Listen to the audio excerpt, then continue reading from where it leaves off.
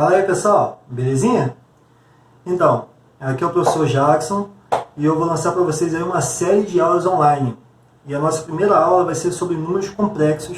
É uma aula recomendada para a turma do terceiro ano do ensino médio.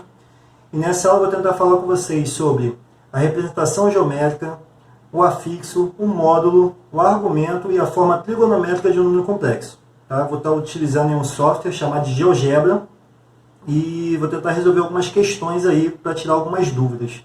Belezinha? Não adianta fugir. E vamos estudar, gente, mesmo à distância aí. Belezinha? Vou começar aqui explicando a parte da representação geométrica de um número complexo. E para isso eu vou utilizar aqui um aplicativo, é um software, né, chamado de GeoGebra.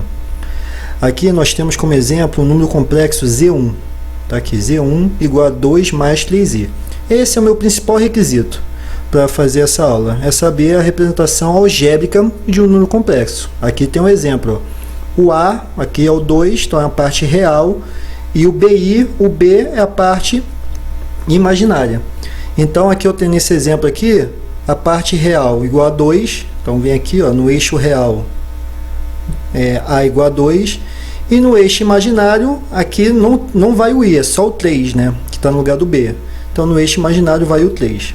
Então esse ponto aqui é uma representação geométrica do número complexo Z1, nesse caso aqui do exemplo.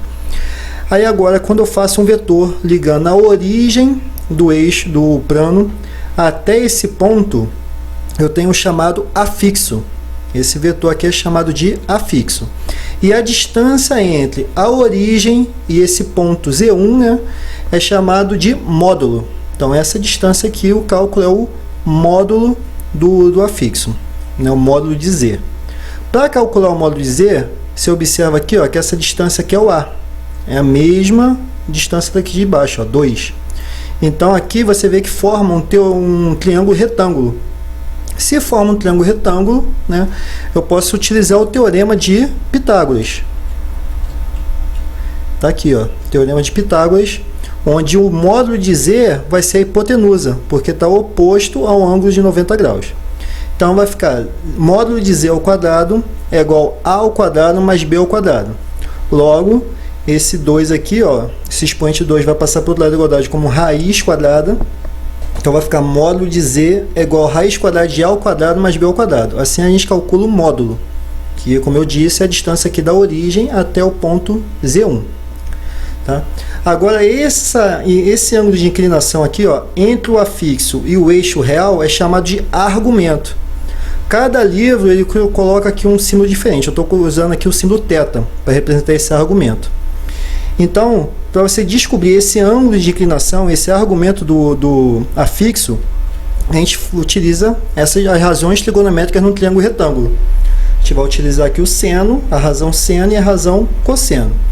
A razão seno é o cateto oposto ao ângulo, que é o B, razão com a hipotenusa, que é o módulo de Z. Fica B sobre o módulo de Z. E o cosseno é cateto adjacente, que é o A, sobre o módulo de Z. Tá aqui.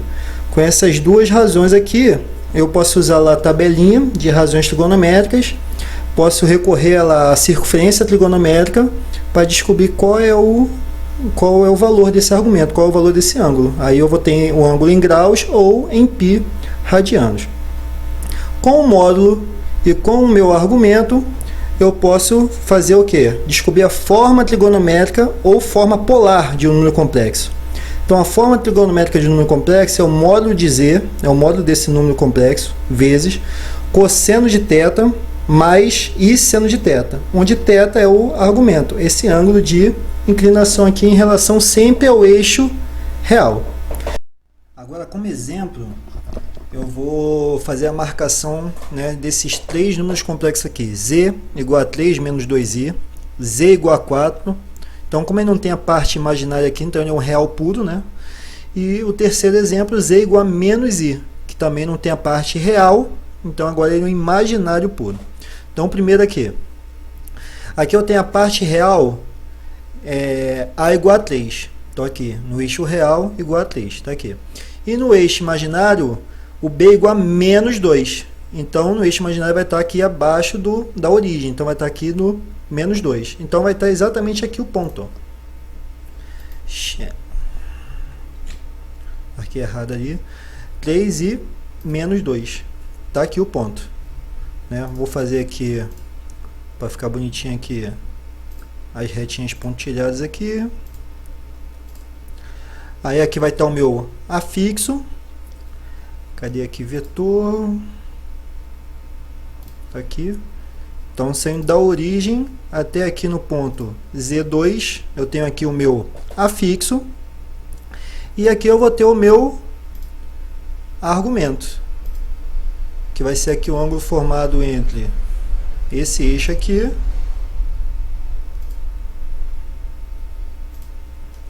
e o meu o eixo real e o meu afixo. Você vê que aqui, ó, ele fez um ângulo maior que 270. Então, o argumento desse número complexo aqui vai ser um número maior que 270. Tá? Então, vamos ver aqui agora o Z igual a 4. Vou limpar esse aqui. Só o ângulo para não ficar muito complicado. Agora, Z igual a 4. Só tem parte real, não tem parte imaginária. Então, quer dizer que ele vai ficar sob o eixo real, no ponto igual a mais 4. Então, aqui, Z no ponto mais 4. Está aqui. Aí, o afixo dele vai ficar assim, ó, saindo da origem até o Z aqui. Esse aqui eu vou pintar de uma outra cor, para dar uma diferenciada daquele ali. E o último aqui, Z igual a menos I. Você vê que ele só tem a parte imaginária. Então, a parte real é igual a 0.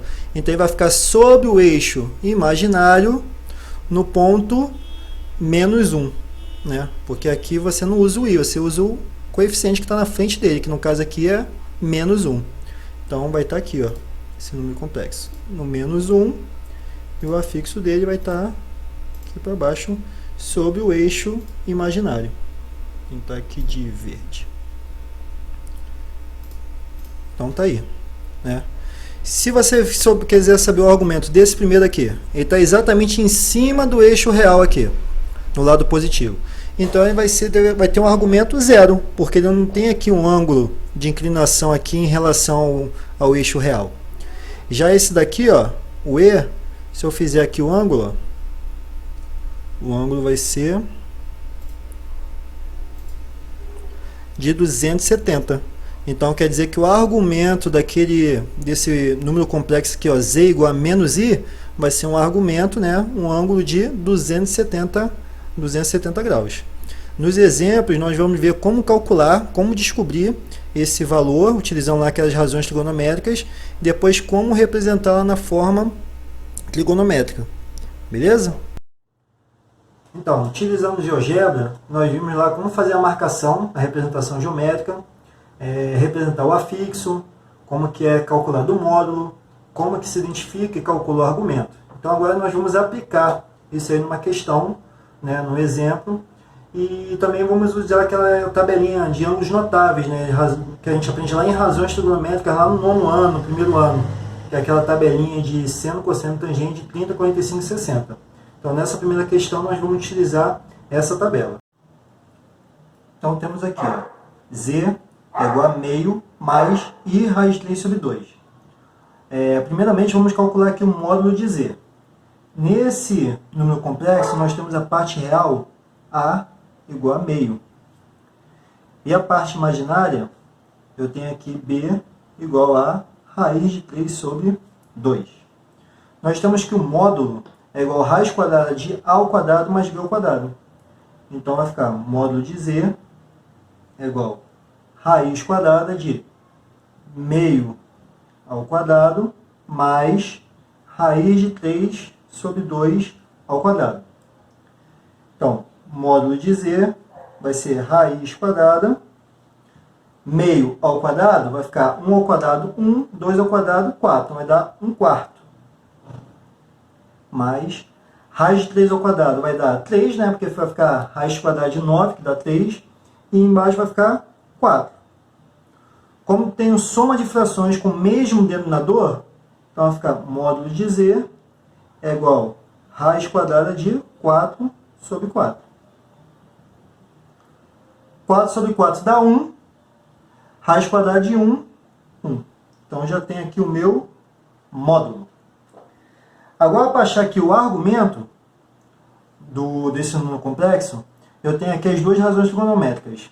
B sobre módulo de Z e cosseno de θ A sobre módulo de Z. O B é raiz de 3 sobre 2. Então vai ficar raiz de 3 sobre 2 sobre 1, que vai dar raiz de 3 sobre 2. E aqui vai ficar o A, que é meio, sobre o módulo de Z, que é 1, que vai dar meio. Olhando lá na tabela de razões trigonométricas, qual é o ângulo que tem seno igual a raiz de 3 sobre 2 e cosseno igual a meio? Olhando ali a tabela, nós podemos concluir que esse argumento aqui é o ângulo de 60 graus. Porque o 60 graus, seno de 60 dá raiz de 3 sobre 2. Cosseno de 60 dá meio. Então, nós temos que o nosso argumento é 60 graus. Ou, em radianos, vai ficar π sobre 3 radianos. Né? Agora, aqui na forma trigonométrica, vai ficar Z é igual ao módulo, que é 1, vezes cosseno de 60 graus, mais I vezes seno de 60 graus. Então é isso aí, meu povo. Espero que vocês tenham tirado suas dúvidas a respeito desses assuntos abordados. Eu tenho um blog, que é professorjacksonlopes.blogspot.com.br. Então lá eu vou estar disponibilizando um arquivo com mais alguns exemplos e umas atividades. Para vocês só acessarem lá, vai estar o vídeo, vai estar um link, e vocês podem utilizar aí para dar uma reforçada nesse estudo. Tá? Se quiserem se inscrever no canal, dá um like lá pelo YouTube, que eu vou estar postando novas aulas logo. Beleza, pessoal? Essa aula aí foi chupetinha no mel. Valeu?